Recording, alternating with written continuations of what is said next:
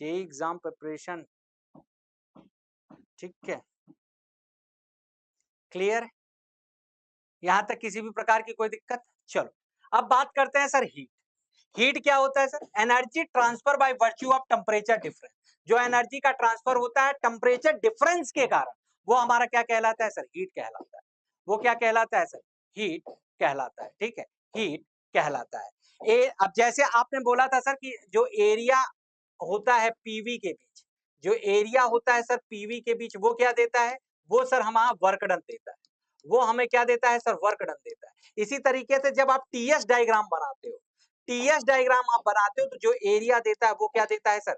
Heat देता है। वो क्या देता है आपका? हीट देता है। Area under the curve when projected on entropy axis on TS diagram gives reversible heat transfer, gives reversible heat transfer. आपका क्या देता है भाई?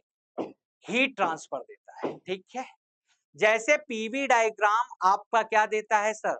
वर्क डन देता है। पीवी में आप एरिया जो निकालते हो वो वर्क डन देता है। इसी तरीके से जब टीएस डायग्राम में आप निकालते हो, टीएस डायग्राम में जब आप एरिया निकालते हो तो वो आपका क्या देता है सर? हीट देता है। और आपको ये बहुत अच्छे से पता है सर कि हीट क्या है, वर्क और हीट क्या है सर? पॉइंट प्रॉपर्टी है, पाथ फंक्शन है। क्या है सर ये सर पाथ फंक्शन है। पाथ फंक्शन का मतलब ये पास्ट हिस्ट्री पे क्या करेगा सर? डिपेंड करेगा। पास्ट हिस्ट्री पे क्या करेगा भाई? डिपेंड करेगा।